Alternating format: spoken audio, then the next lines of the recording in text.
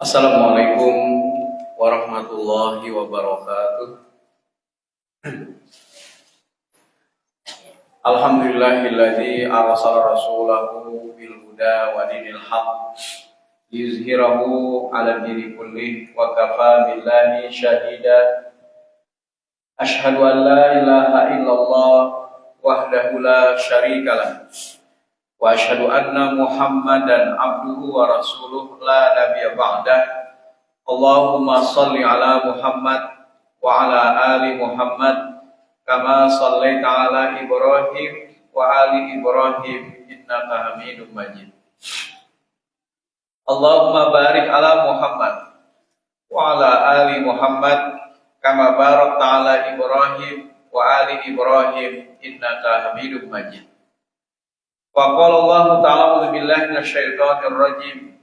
Ya ayuhan nasu taqu rabbakumul ladzi khalaqakum min nafsin wahidah wa khalaqa minha zawjaha wa batha minhuma rijalan katsiran wa nisaa'a wattaqullaha alladzi tasaaluna bihi wal arham innallaha kana 'alaikum raqiba. Amma ba'du.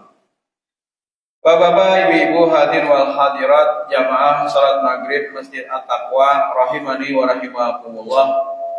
Puji dan syukur tiada henti-hentinya, marilah sama-sama kita panjatkan kehadirat Allah Subhanahu wa taala atas segala nikmat dan karunia-Nya jualah yang mungkin sampai detik ini tiada henti-hentinya Allah berikan kepada kita semua. Bahkan jikalau nikmat-nikmat itu kita hitung, wa in ta'uddu nikmatallah la tuhsuha. Jikalau kalian menghitung-hitung nikmat Allah, maka niscaya kalian tidak akan pernah sanggup untuk menghitungnya. Karena saking banyaknya Allah mengaruniakan kepada kita nikmat-nikmatnya. Dari semenjak kita dalam kandungan sampai kita dilahirkan, sampai nanti tidaklah dicabut nyawa seseorang kecuali Allah sudah memberikan seluruh nikmat yang Allah janjikan kepadanya. Jadi orang tidak akan dicabut nyawanya kecuali seluruh nikmat yang Allah janjikan itu sudah Allah berikan untuknya. Nah, oleh karena itu sebagai bentuk rasa syukur kita, marilah sama-sama kita meningkatkan ketakwaan kita kepada Allah Subhanahu wa taala.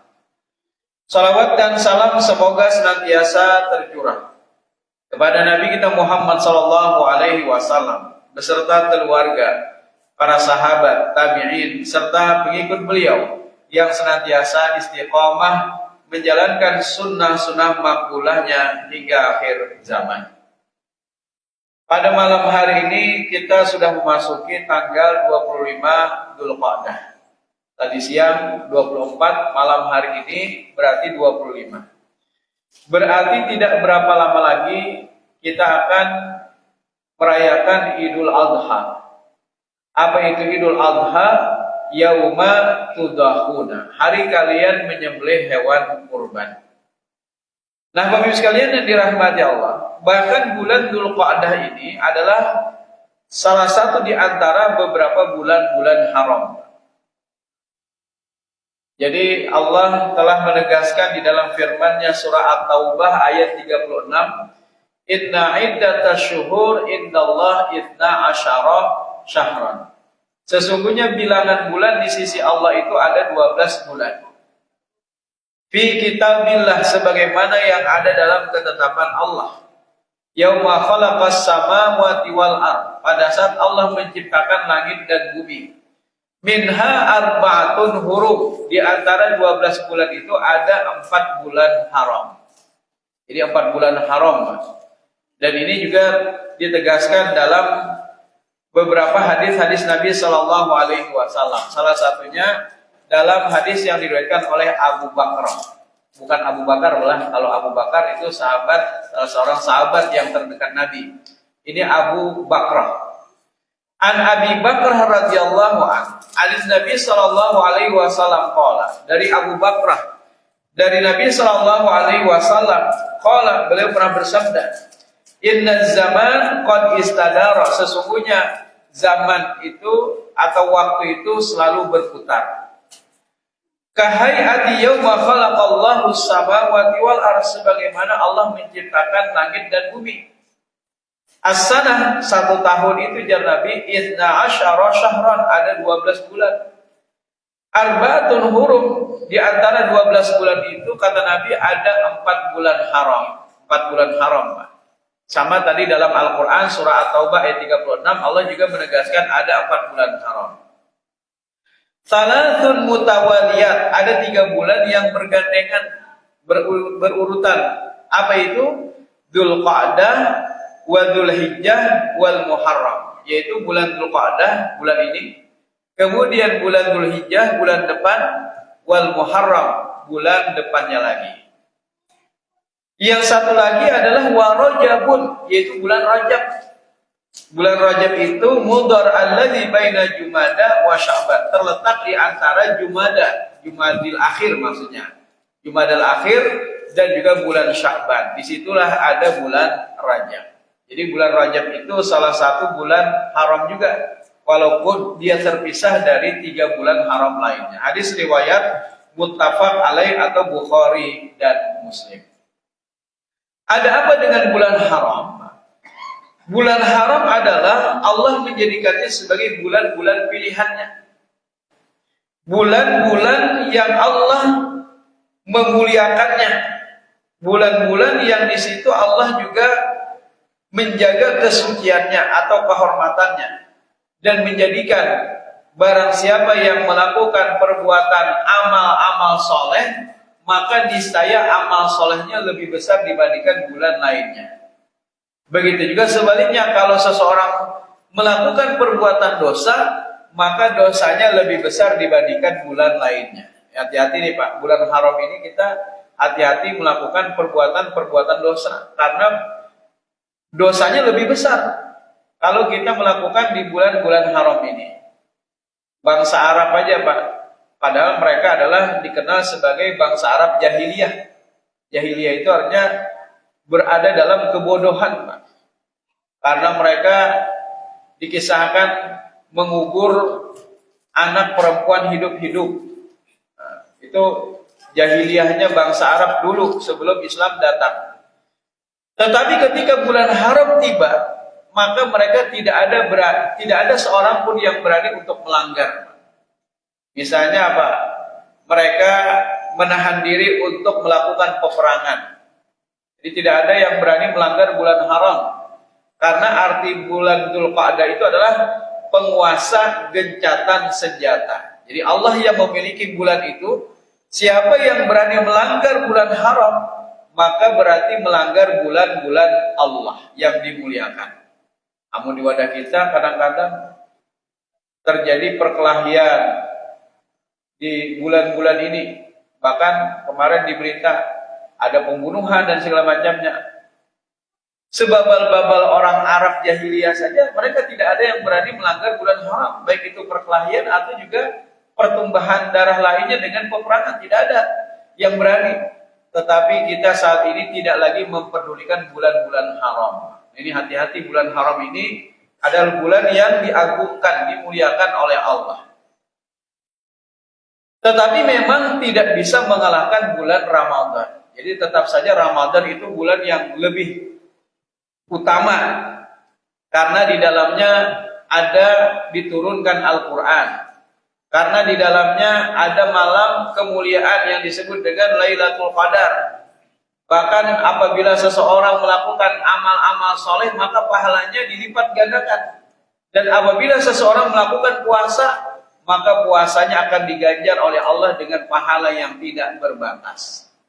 Nah, jadi sekalipun bulan haram ini adalah bulan yang dimuliakan oleh Allah, tetapi tetap saja tidak mengalahkan bulan Ramadan. Bahkan kalau di bulan Ramadan, kalau seseorang melakukan dosa, maka dosanya ya sama dengan bulan lainnya, Pak. Tapi kalau seseorang melakukan perbuatan pahala, amal-amal soleh, maka lebih besar dibandingkan bulan lainnya. Tapi kalau bulan haram ini, seseorang melakukan perbuatan dosa, maka dosanya lebih besar dibandingkan bulan lainnya.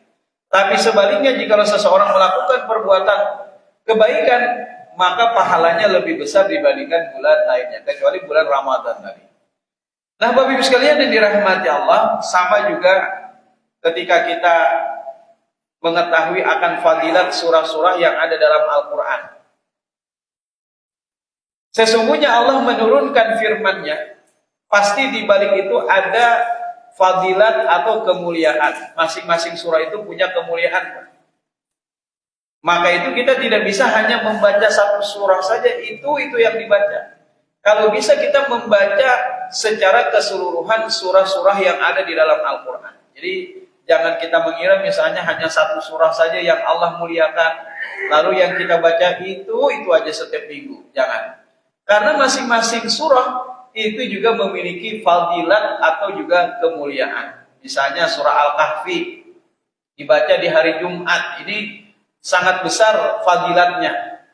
Nah, jadi di hari Jumat dibaca surah Al-Kahfi, maka fadilatnya ini sangatlah besar didasarkan kepada hadis-hadis Nabi yang sahih.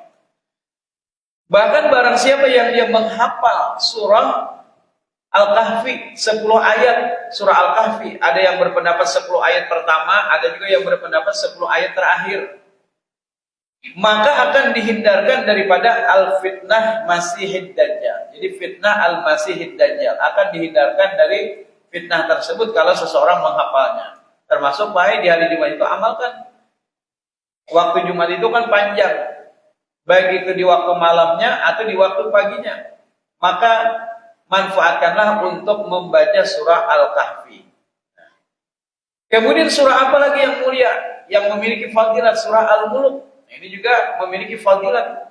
Surah Al-Ikhlas. Jadi masing-masing surah itu memiliki fadilat masing-masing. Maka itu jangan sampai kita hanya mengandalkan satu surah saja yang dibaca dari matan, misalnya Bahari sampai Wahidi, yang dibaca itu aja. Kalau ini semuanya kita pelajari, kita baca. Nah begitu juga sekalipun Allah menentukan bulan-bulan haram ini adalah bulan yang diagungkan, tetapi tetap saja bulan-bulan lain pun juga memiliki keutamaan. Nah, Bapak Ibu sekalian yang dirahmati Allah, ada apa dengan bulan haram? Bulan haram memiliki keutamaan. Pertama adalah Allah menurunkan yang namanya kitab Taurat kepada Nabi Musa. Itu terjadi pada bulan-bulan haram ini. Jadi diabadikan oleh Allah di dalam surah Al-A'raf. Dalam surah Al-A'raf ayat 142. Wa wa'adna Musa 30 lailah wa atmamnaha bi 'ashrin fatamma miqatu rabbih 40 lailah. Allah mengatakan, dan telah kami janjikan kepada Nabi Musa, yaitu memberikan kitab Taurat sesudah berlalu waktu 30 malam. 30 malam itu maksudnya Allah memberikan kitab Taurat kepada Nabi Musa setelah berlalu bulan Dzulqa'dah 30 malam. Nah kemudian ditambah, dan kami sempurnakan, kata Allah, jumlah malam itu menjadi tambahan 10 malam lagi. Berarti bulan Dzulhijjah, 10 malam bulan Dzulhijjah. Sehingga cukuplah perjanjian Tuhan itu menjadi 40 malam. Maka itu bulan Dzulqa'dah itu bulan yang mulia. Kemudian ditambah 10 hari daripada bulan Dzulhijjah. Allah menurunkan kitab Taurat kepada Nabi Musa alaihi salam. Jadi peristiwa itulah yang terjadi pada bulan Dzulqa'dah ini.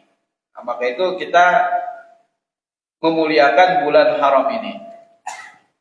Nah, Bapak Ibu sekalian yang dirahmati Allah, kemudian peristiwa apalagi yang juga terjadi di bulan haram ini, Pak? Yaitu adalah Nabi berumrah. Selama seumur hidup beliau, itu terjadi pada bulan-bulan haram. Jadi kalau pian hendak mengambil umrah, yang pahalanya sama seperti haji, Pak, maka kalau bisa, pilih umrah yang bertepatan dengan bulan haram. Bulan haram. Kalau pian hendak pahalanya semisal dengan haji. Atau pilih umrah di bulan Ramadan. Nah, umrah di bulan Ramadan, tapi banyak, Pak. Amun umrah di bulan Ramadan ini membludak jamaahnya. Tapi kalau bulan haram, ini mungkin bisa pian pilih. Cuma kan ini hanya khusus untuk para jamaah haji. Jadi dari semenjak bulan Mei kemarin sudah ditutup, ada boleh lagi untuk umrah umum. Kalau hendak nanti bulan Muharram, karena bulan Muharram itu salah satu bulan haram. Jadi pahala yang apabila seseorang melakukan ibadah umrah pada bulan-bulan haram ini, maka pahalanya itu semisal dengan ibadah haji, Pak. Jadi bagi siapa yang bisa meraih ini, Pak? Bagi mereka yang berhaji. Nah, jadi mereka ini kan sudah diberangkatkan dari awal bulan Dzulqa'dah kemarin. Ini tinggal beberapa kloter aja lagi nih. Sisanya yang mereka akan diberangkatkan untuk menuju Mekah karena sudah gelombang kedua, karena sudah mendekati hari H. Maka mereka akan diberangkatkan menuju Jeddah dan akan langsung menuju Mekah. Kalau sebelumnya kan menuju Madinah. Nah, inilah kesempatan yang sangat utama bagi para jamaah haji untuk meraih dua keutamaan. Pertama adalah apabila mereka berumroh, maka mereka akan mendapatkan pahala semisal dengan haji, Pak. Nah, pasti semua jamaah haji kan berumroh, Pak. Semua para jamaah haji yang ingin berhaji, pasti mereka akan melakukan umroh. Ada umrohnya yang di awal, itu namanya paket haji tamattu. Jadi kalau mereka melakukan umroh dulu, baru setelah itu haji, itu namanya haji tamattu. Sebagaimana warga kita Indonesia. Seluruhnya jamaah haji kita Indonesia, itu rata-rata malah mungkin ada 1-2 yang tidak mengambil haji tamattu. Tapi rata-rata atas perintah daripada pemerintah, maka para jamaah haji kita mengambil haji tamattu. Haji tamattu itu mendahulukan umroh, baru setelah itu melakukan haji. Jadi ada 3 paket. Pertama umroh dulu, lalu setelah itu haji, namanya adalah haji tamattu. Yang kedua haji dulu, baru setelah itu umroh, ini namanya haji ifrad. Yang ketiga melaksanakan niat haji sekaligus umroh, jadi satu. Itu namanya adalah haji qiran. Nah, kebanyakan warga kita Indonesia haji tamattu. Bagi mereka yang mengambil haji tamattu dan juga haji qiran, wajib untuk membayar dam. Dam itu apa, Pak? Dam itu dam nusuk, malah dam nusuk itu menyembelih seekor kambing. Damun itu asal kata daripada darah, artinya menyembelih seekor kambing sebagai pembayaran denda. Karena mereka mengambil paket haji tamattu, maka wajib membayar yang namanya dam. Tapi alhamdulillah saat ini dam bagi warga kita Indonesia sebagaimana fatwa dari Majelis Tarjih Muhammadiyah itu sudah boleh dibayar di Indonesia saja. Nah, dari semenjak tahun ini, walaupun sebenarnya usulan-usulan itu dari semenjak tahun-tahun sebelumnya sudah ada nih. Kayak apa kalau misalnya kita menyembelih di tanah air saja. Karena apa? Karena di Tenggarai di sana nanti pertama harga kambing naik. Karena kan permintaan jamaah, bayangkan jamaah haji kita saja yang berangkat 221.000 jamaah. Belum lagi satu dunia, Pak. Satu dunia diperkirakan yang berhaji tahun ini 2 juta. Setengahnya saja yang bayar dam. Misalnya mereka yang mengambil haji tamattu dan qiran. Kalau ifrad kan tidak bayar dam. Setengahnya saja 1 juta saja mereka mengambil haji tamattu dan juga qiran, maka berarti diperlukan 1 juta kambing, Pak. Apa 1 juta kambing banyak benar. Nah, Bapak Ibu sekalian yang dirahmati Allah, Majelis Tarjih mengkaji sudah dari beberapa tahun yang lalu tentang bolehkah dam itu dibayarkan di tanah air saja. Akhirnya di bulan Februari kemarin dikeluarkan hasil tanfis dari kebolehan untuk menyembelih hewan dam di tanah air. Pengkajian yang dilakukan oleh Majelis Tarjih itu berdasarkan kepada dalil ayat Al-Quran dan hadis Nabi, termasuk juga pendapat-pendapat para ulama. Kemudian syarat-syaratnya ada 3 syarat. Pertama, kalau penyembelihan yang dilakukan di tanah suci atau Mekah itu akan menyebabkan terjadinya kerusakan lingkungan atau pencemaran lingkungan, Pak. Bayangkan yang disembelih 1 juta kambing, kita aja yang menyembelih 5 ekor sapi atau 10 ekor sapi, baunya itu keciuman, Pak. Bisa sampai berbulan-bulan ada hilang baunya. Bahkan di bari apa lagi, Pak? Apur sudah, tapi tetap keciuman. Apalagi yang disembelih 1 juta ekor kambing. Ini akan menyebabkan pencemaran terjadi di Arab Saudi. Baik itu tanah tercemar, air tercemar, bahkan juga asam amoniak yang ada dalam jeroan kambing itu kan ke udara. Berarti ini akan menyebabkan juga pencemaran udara. Sebenarnya Arab Saudi sudah menghimbau Pak dari tahun-tahun sebelumnya kepada jamaah haji disarankan untuk menyembelih di negara masing-masing saja. Turki itu sudah lama Pak.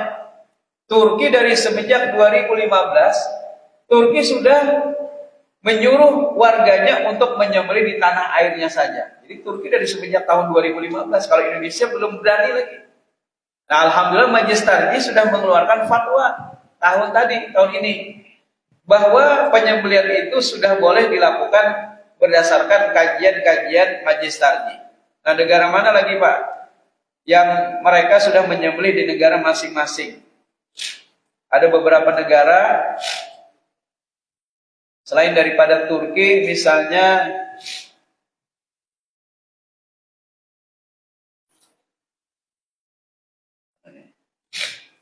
jadi sudah dari semenjak sebelum-sebelumnya mereka sudah menyembelih di tanah air masing-masing, Pak. Membacakanlah.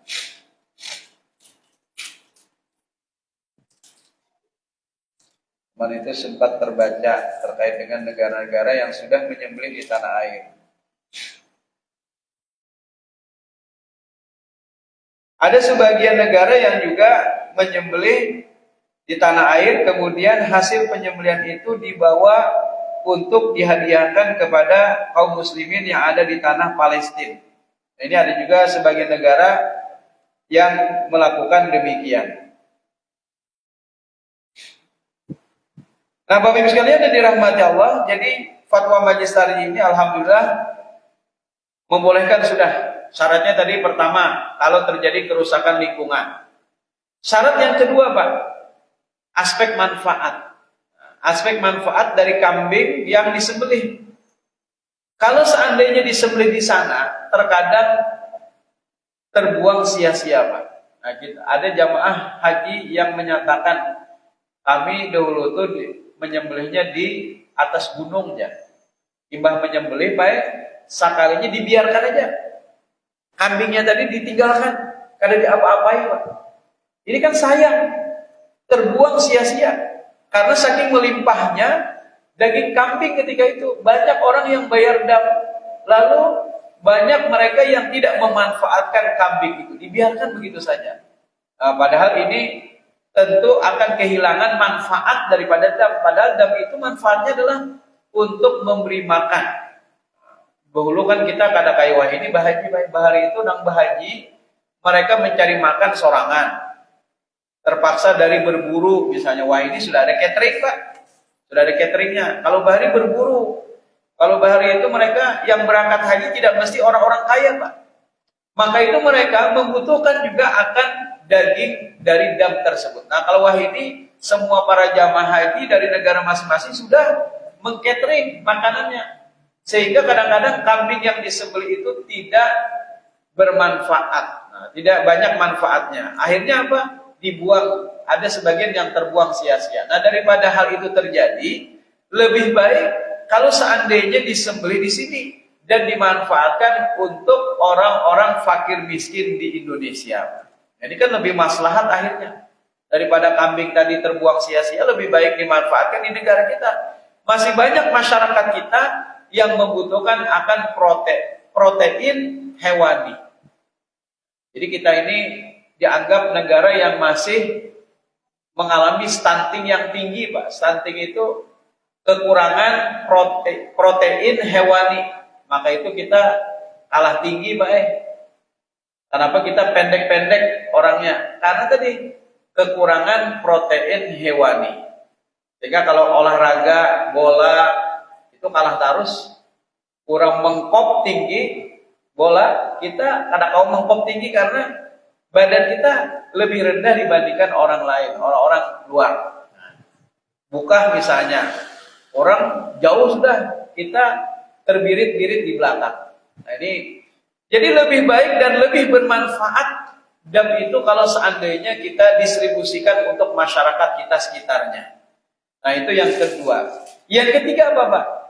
Ternyata banyak di antara jamaah kita yang terkena tipu-tipu pada saat melakukan pembayaran dam. Misalnya ada pihak yang atau oknum-oknum yang memanfaatkan ketidaktahuan jamaah kita. Yang hendak bayar dam kah? Lawan kami aja ya. Lawan kami. Kami nanti akan belikan kambingnya. Sekalinya apa, Pak? Sekalinya cuma dipadahkan di padang luasnya kambing-kambing pian. Karena tahu nang mana ampun kita, Pak. Kayak itu aja dipadahkannya. Ini kambing-kambing pian ini banyak sinilah. Ini termasuk juga kambing bubuan rombongan piannya. Jika dipadahkan kayak itu jamaah haji kita, iya sudah. Boleh mah itu. Mana kambingnya kada tahu, Pak. Itu pertama. Yang kedua, kadang-kadang juga jamaah kita ditipu oleh pihak atau oknum-oknum tadi dengan mengatakan apa? Mereka memberikan kambing, tapi ternyata mereka hanya menyewa kambing dari restoran. Kambing restoran disewanya. Kemudian pura-pura di hadapan para jamaah haji itu disembelihkan. Nah, jamaah haji kambing-kambing pian sudah disembelihkan. Sekalinya jamaah haji bule, imbah itu apa, Pak? Kambing-kambing ini dikembalikan lagi ke restoran. Ini terjadi demikian. Ada juga yang mereka menjanjikan kambing dengan harga murah. Murah aja kambingnya. Sekalinya ibadah untuk penyembelihan apa, Pak? Sekalinya bukan dibagi-bagikan untuk fakir miskin, tetapi ternyata dijual ke restoran. Ini. Ada oknum-oknum. Jadi rupanya Abu Jahalnya itu masih ada di sana. Orang-orang yang berperilaku seperti Abu Jahal ternyata masih ada. Memanfaatkan ketidaktahuan jamaah haji kita. Dan inilah yang real terjadi pada saat masyarakat kita atau jamaah haji kita melakukan pembayaran dam. Maka itu kan lebih aman kalau dulu itu bayar lewat Bank Arab Saudi. Jadi kalau pian hendak bayar dam dulu lebih aman kalau lewat Bank Arab Saudi, Bank Ar-Rajhi misalnya, dan Bank Arab Saudi lainnya. Karena insya Allah pasti disembelihkan kambingnya. Nah, alhamdulillah dengan adanya fatwa Majelis Tarjih ini memudahkan para jamaah haji kita. Jadi mereka sebelum berangkat atau nitip lewat saudaranya, nah nanti lajismu yang akan menyembelihkan kambing-kambing para jamaah haji. Jadi nanti disembelihkan pada hari H, yaitu tanggal berapa, Pak? Pada waktu yang utama atau waktu afdalnya, yaitu di tanggal 10 Dzulhijjah. Ketika para jamaah haji sudah melakukan lempar atau Jumratul Aqabah, kemudian jamaah haji sudah melakukan tahallul, nah, di tanggal 10 itu yang menandai selesailah rangkaian ibadah hajinya, tinggal mereka menunggu nafar awal atau juga nafar sani. Nah, di hari H itu atau di tanggal 10 itu sampai dengan Ayyamut Tasyrik, maka kambing-kambing mereka itu akan disembelihkan di tanah air. Jadi ada yang mohon maaf, pembayaran itu bisa dilakukan atau menitip melalui lajismu. Nah, lajismu sudah siap untuk bisa menerima pembayaran dam para jamaah haji kita di tahun ini.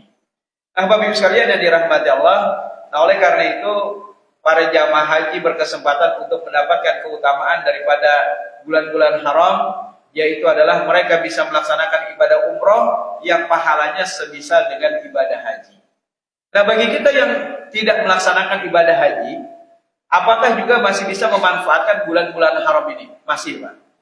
Masih banyak ibadah-ibadah yang memiliki keutamaan di bulan haram ini. Misalnya apa, Pak?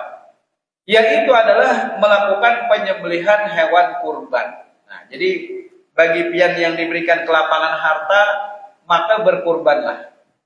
Allah menegaskan, inna a'tayna kal kautsar. Sesungguhnya kami telah memberikan kepadamu nikmat yang banyak. Fasholli li rabbika wanhar. Dirikanlah salat karena Rabbmu, wanhar, dan berkurbanlah. Nah, ibadah kurban ini sebagian ulama menghukumi wajib, tetapi sebagian besar para ulama menghukuminya sunnah muakkadah. Termasuk juga Majelis Tarjih menghukuminya sebagai sunnah muakkadah. Tetapi tetap saja, sekalipun hukumnya sunnah muakkadah, bagi kita yang diberikan kelapangan harta, mampu untuk membeli seekor kambing atau paling kurang 1 jiwa dalam setiap keluarga, misalnya berkurban, maka pahalanya ini sangat spesial. Karena apa? Karena apabila satu keluarga, minimal satu jiwa saja yang berkorban, pahalanya itu bisa kita niatkan untuk satu keluarga, Pak. Misalnya nih, seekor sapi 7 jiwa, berarti 7 kepala keluarga atau 7 rumah. Maka apabila kepala keluarga itu berniat, ini adalah untukku dan juga untuk keluargaku, maka satu rumah itu akan mendapatkan pahalanya. Jadi kalau sholat kita yang mengerjakan, kita yang dapat pahala. Kalau puasa kita yang menggawi, kita yang dapat pahala. Tapi saking spesialnya ibadah kurban, satu minimal yang berkurban dari satu rumah, tapi pahalanya itu bisa keroyokan untuk seluruh anggota keluarga yang ada dalam rumah tersebut. Bahkan yang masih hidup atau yang sudah meninggal dunia, itu akan mendapatkan pahalanya. Maka itu Pak, jangan sampai ditinggalkan ibadah kurban ini. Saking spesialnya pahala yang Allah janjikan. Karena ibadah ini bisa mencakup untuk satu keluarga. Apa dalilnya? Dalilnya adalah berdasarkan hadis Nabi, ishtara bikabsyain, Nabi memilih 2 ekor kibas, azimain yang besar-besar. Jadi ketika itu Nabi memang berkurban dengan menyembelih 2 ekor kibas. Nah, mana yang lebih utama, apakah kibas atau sapi? Sebenarnya sama saja, tidak mengapa. Ada sebagian para ulama yang menghukumi sapi aja. Ada juga sebagian ulama yang menghukumi lebih utama untanya. Nah, ini. Jadi tergantung kita aja, Pak, mana yang kita biasa makan. Kalau misalnya kambing berataan, udara tinggi misalnya. Walaupun sebenarnya bukan karena makan kambing juga, malah darah tinggi itu. Nah, karena kebiasaan di tanah air kita atau juga khususnya di Kalimantan ini sapi, maka tidak mengapa. Ya sudah, kita berkurban sapi saja. Jadi karena kita juga mungkin penghasil daripada peternakan sapi. Kalau di Jakarta misalnya kambing, silakan. Jadi tidak mengapa mana yang kita pilih. Nah, Bapak Ibu sekalian yang dirahmati Allah, Nabi memilih 2 ekor kibas. Azimain yang besar-besar, saminain yang gemuk-gemuk. Nah, jadi kalau bisa pilihlah sapi yang terbaik. Nah, kalau kita berkurban itu pilihlah kurban yang terbaik. Jangan memilih mana, jangan yang paling murah. Jangan. Jadi kalau bisa yang bagus yang kita pilih. Ada yang mungkin berkurban tahun ini 2.700.000, ada yang mungkin 2.800.000, ada yang mungkin 3 juta, bahkan ada yang sampai 3.500.000, Pak. Masing-masing beda-beda. Silakan untuk memilih mana yang sesuai dengan kesanggupan para jamaahnya. Nah, Bapak Ibu sekalian yang dirahmati Allah, saminain yang gemuk-gemuk, akranain yang memiliki 2 tanduk. Artinya apa? Cukup umurnya. Tapi bolehkah kalau misalnya tidak ada hewan yang cukup umurnya, sementara yang ada cuma hewan yang masih muda? Masih dibolehkan. Jadi masih dibolehkan, tidak mengapa. Karena sahabat Nabi pernah suatu ketika, karena pada saat itu dia terlanjur menyembelih, padahal dilakukan sebelum sholat id, kan tidak sah. Yang namanya penyembelihan kurban itu dilakukan setelah sholat id. Ternyata sahabat ini menyembelih sebelum sholat id. Maka kata Nabi, engkau harus menyembelih ulang. Karena sembelihanmu yang pertama itu tidak sah. Tidak dianggap sebagai sembelihan kurban. Itu hanya dianggap sebagai sembelihan biasa. Setelah itu dia mencari-cari kambing. Lalu ketemu yang masih muda, wahai Rasul. Tidak ada ganti kecuali hanya kambing yang ini aja. Maka Rasul pun membolehkannya ketika itu. Jadi boleh, kalaupun tidak ada kambing yang cukup umur, tidak ada sapi yang cukup umur, maka yang lebih muda pun tidak mengapa. Akranain yang memiliki 2 tanduk. Jadi cukup umur itu ditandai dengan tanduknya. Amlahain yang enak dipandang mata. Maujuain yang tidak dikebiri. Fadzabah ahaduma, lalu Nabi menyembelih. Yang satu untuk siapa? An ummatihi, untuk umat Rasulullah. Yang mereka tidak mampu berkurban, maka Nabi mengurbankan untuk mereka. Tapi bagi kita yang mampu, berkurbanlah. Nah, yang satu lagi untuk siapa? Wadzabahal akhar, lalu Nabi pun berkurban satu lagi untuk siapa? An Muhammadin wa an ali Muhammadin. Dan Nabi ini untukku dan juga untuk keluargaku. Nah, jadi kalau bisa setiap keluarga minimal 1 jiwa yang berkurban. Kalau usah digilir, Pak. Karena anak-anak misalnya kita cantumkan namanya karena tahun semalam sudah abahnya. tahun semalamnya lagi sudah mamanya, tahun ini anak baru siapa? Karena anak itu tidak dibebani kewajiban untuk berkurban. Yang dibebani kewajiban berkurban kan yang mampu. Yang mampu itu siapa? Ayah atau yang mencari penghasilan. Jadi kalau bisa kurban itu atas nama ayah saja. Tapi pahalanya itu bisa juga diniatkan untuk satu keluarga tadi, untuk anak dapat. Bahkan pembantu yang ada dalam rumah, yang dalam tanggungan kita, mereka juga diniatkan mendapatkan pahala daripada ibadah kurban kita. Jadi pada saat itu Nabi berniat untukku an Muhammadin wa an ali Muhammad, dan juga untuk keluargaku, ya Nabi. Nah, jadi Nabi tidak menyebutkan ini kurbannya Khadijah, ada. Almarhum misalnya, almarhumah Khadijah, tidak ada. Nabi berkurban untuk diri beliau dan satu keluarga. Artinya apa? Semuanya mencakup satu keluarga Rasulullah, baik yang masih hidup atau yang sudah meninggal dunia. Jadi kalau usah lagi kalau misalnya orang itu sudah meninggal dunia 5 tahun yang lalu, jangan mengatasnamakan sidin, atas nama kita aja Pak. Tapi pahalanya juga sidin dapatkan dari kurban yang kita niatkan. Jadi kalau usah almarhum timbul, karena yang berkurban sapi pertama almarhum si fulan, almarhum semua almarhum. Jadi kalau bisa kurban itu adalah untuk orang yang masih hidup, tapi pahalanya bisa untuk satu keluarga. Kemudian tidak ada batasan bahwa kalau orang ingin berkurban harus akikah dulu, tidak ada. Karena hukumnya berbeda, akikah itu tersendiri, kurban tersendiri. Apabila kita sudah melewati akikah dulu, orang tua kada mampu misalnya, atau orang tua bahari kada tahu hukumnya, lalu mereka tidak mengakikahi kita. Wah, ini kita sudah dewasa. Sementara akikah itu 7 hari, atau di hari ke-14 atau 21.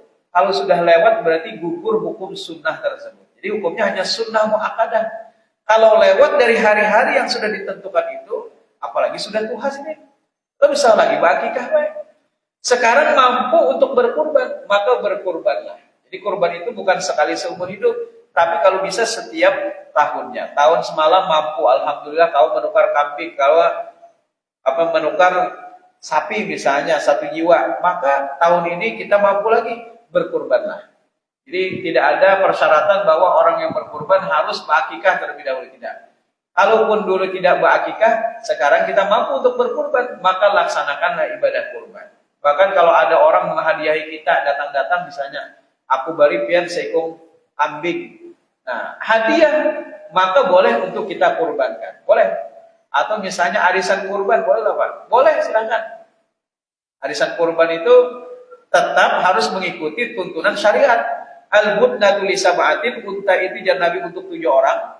Wal baqaratu li sab'atin, dan baqarah atau sapi juga untuk 7 orang. Kadang kau kita berkumpulan lah sekampungan 50.000 seorang, kau mah tukar seekor sapi, lalu kita berkurban sekampungan, kada ada.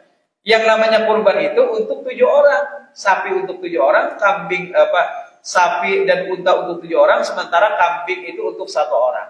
Jadi kadang kala kita berkurban sekampungan, kada sah kurbannya.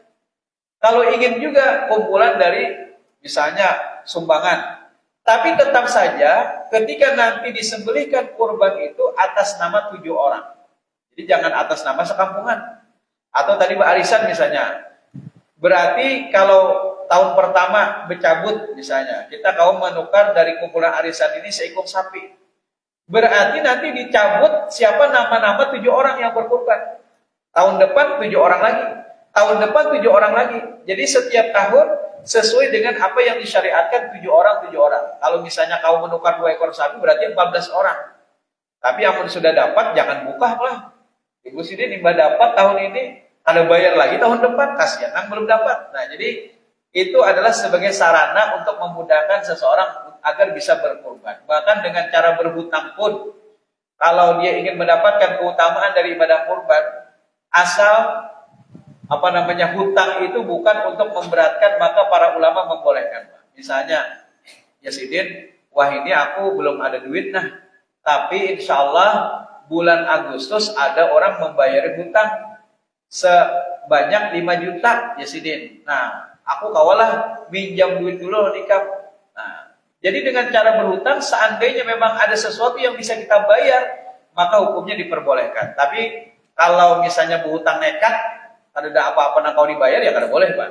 Jangan memaksakan. La yukallifullah nafsan illa wus'aha. Sesungguhnya Allah tidaklah membebani seseorang kecuali sesuai dengan kesanggupannya. Jadi kalau memang dia sanggup berhutang dan ada sesuatu yang bisa dia bayar, maka para ulama membolehkannya. Jadi boleh, Pak, dengan cara hadiah tadi, atau misalnya kebetulan ada perusahaan yang memberi Masjid At-Taqwa seekor sapi misalnya. Jadi jangan ditolak, Pak, ya. Sekalipun yang memberi adalah orang Cina misalnya, orang Chinese, non Muslim. Ketika memberi ke masjid ini, jangan ditolak, Pak. Terima saja. Terima. Tapi nanti ketika kita ingin menyembelih, kalau kita ingin sah ini sebagai penyembelihan sapi kurban, maka atas namakan 7 orang. Siapa? Ketua cabangnya kan dulu misalnya. Aran siapa pertama? Ketua cabang, ketua masjid misalnya, bendahara masjid, sekretaris masjid misalnya. Kemudian sisanya dicabut aja, diguncang siapa nama. Jadi asalkan 7 orang, maka sah itu dianggap sebagai ibadah kurban. Jadi boleh dari hadiah. Tapi kalau dari instansi, kan boleh, Pak, ya. Misalnya yang berkurban kita dinas lah. Dinas apa misalnya. Tapi duitnya diambilkan dari anggaran negara. Nah, itu tidak boleh. Ini kan namanya sama saja dengan korupsi berjamaah. Kalau dari uang negara. Kalau dari uang pribadi, nah dari uang pribadi itu hukumnya boleh. Misalnya ada seseorang menghadiahkan, itu boleh. Tapi kalau diambilkan dari uang negara, maka tentu ini adalah perkara yang diharamkan. Karena boleh. Ibu kena jar malaikat yang masuk surga pelangnya aja lah ya. Karena boleh orangnya, karena berkorban pelangnya. Nah, jadi kalau atas nama dinas, atas nama lembaga, itu harus juga berasal dari uang yang jelas, dari uang yang halal. Dari masing-masing pribadi misalnya boleh. Tapi kalau diambilkan dari uang negara, maka tentu tidak diperbolehkan. Nah, Bapak Ibu sekalian yang dirahmati Allah, ibadah kurban adalah ibadah yang utama. Lakukanlah penyembelihan di hari-hari di hari nahar atau bertepatan tanggal 10 Dzulhijjah atau juga ayyamut tasyrik atau di hari-hari tasyrik. Kemudian ibadah apa lagi yang bisa kita lakukan di bulan-bulan haram ini selain daripada ibadah kurban? Yaitu adalah melaksanakan puasa Arafah. Shaumu yaumi Arafah kata Nabi, puasa di hari Arafah. Ahtasibu 'ala Allah ayyukaffiras sanah allati qablahu wallati ba'dahu. Aku berharap akan dapat menghapuskan dosa 1 tahun yang lalu dan 1 tahun yang akan datang. Nah, bulan haram khususnya di bulan Dzulhijjah nanti, tanggal 9 berpuasalah puasa Arafah namanya. Nanti di bulan haram selanjutnya di bulan Muharram, Pak, ada puasa yang disebut dengan puasa Asyura. Nah, ini juga pahalanya akan dapat menghapuskan dosa 1 tahun, Pak. Nah, ketika itu para sahabat melapor, wahai Rasul, rupanya orang Yahudi juga memperingati tanggal 10 Muharram sebagai hari besar mereka karena mereka memperingati selamatnya Nabi Musa dari kejaran Fir'aun. Kalau begitu jar Nabi, kita nanti tahun depan berpuasa bukan hanya tanggal 10 Muharram, tetapi kita juga akan berpuasa tanggal 9 Muharram. Tapi belum sempat Nabi melaksanakan di tahun depan, ternyata Nabi keburu meninggal dunia. Akhirnya ini menjadi sunnah hamiyah atau sunnah cita-cita Nabi. Jadi kalau bisa nanti di bulan haram selanjutnya, itu bulan Muharram, setelah Dzulqa'dah kita berpuasa Arafah, nanti di bulan Muharram kita juga akan melaksanakan yang namanya puasa Asyura. Kalau bisa laksanakan juga di tanggal 9 Muharramnya, itu puasa yang menjadi cita-cita Nabi, walaupun Nabi belum sempat mengerjakannya. Kemudian juga di bulan-bulan haram ini perbanyak zikir, Pak. Tahmid, takbir, tahlil, perbanyaklah di bulan-bulan haram ini. Dari semenjak bulan Dzulqa'dah itu. Nah, apalagi nanti masuk 10 hari daripada bulan Dzulhijjah, perbanyaklah lagi, tingkatkan lagi zikir-zikir kita kepada Allah. Nah, nanti di tanggal 9 Dzulhijjah, maka hendaknya kita bertakbir. Nah, jadi dari semenjak tanggal 9 disebutkan dalam hadis Nabi, annahu sallallahu alaihi wasallam kabbara ba'da salati subhi. Sesungguhnya Nabi sallallahu alaihi wasallam beliau sudah bertakbir semenjak sehabis salat subuh yaum Arafah pada hari Arafah. Sampai kapan? ilal asri akhiru ayyami tasyrik, sampai dengan waktu asar, yaitu adalah hari terakhir tasyrik, yaitu tanggal 13 Dzulhijjah. Jadi dari semenjak tanggal 9 kita sudah bertakbiran. Kalau Idul Fitri kan dari semenjak masuk tanggal 1 Syawal atau malam hari raya kita sudah bertakbiran sampai dilaksanakan sholat Id. Nah, kalau Idul Adha ini panjang, baik. Dari semenjak tanggal 9 Dzulhijjah kita sudah mulai bertakbiran sampai dengan hari-hari tasyrik. Dan kemudian ibadah apalagi yang bisa kita manfaatkan, yaitu adalah memperbanyak taubat kita kepada Allah di bulan-bulan haram ini. Kemudian bagi mereka yang berkurban dari semenjak tanggal 1 nanti, jangan memotong kuku dan juga jangan memotong rambut atau bulu-buluan dari semenjak tanggal 1 Dzulhijjah. Sekalipun itu hukumnya hanya sunnah saja. Kalau biar memotong rambut juga, kalau biar memotong kumis atau memotong kuku, itu tidak mengapa. Bukan seperti jamaah haji yang sedang berihram. Kalau jamaah haji yang sedang berihram, maka mereka wajib membayar dam. Nah, tapi bagi kita yang berkurban itu tidak perlu membayar dam kalau kita memotong kuku atau juga memotong rambut. Ini hanya sekedar sunnah saja. Demikian yang bisa saya sampaikan. Mari kita isi bulan-bulan haram ini dengan sebaik-baik amal. Subhanakallahumma wa bihamdika asyhadu an la ilaha illa anta astaghfiruka wa atubu ilaik. Wassalamualaikum warahmatullahi wabarakatuh.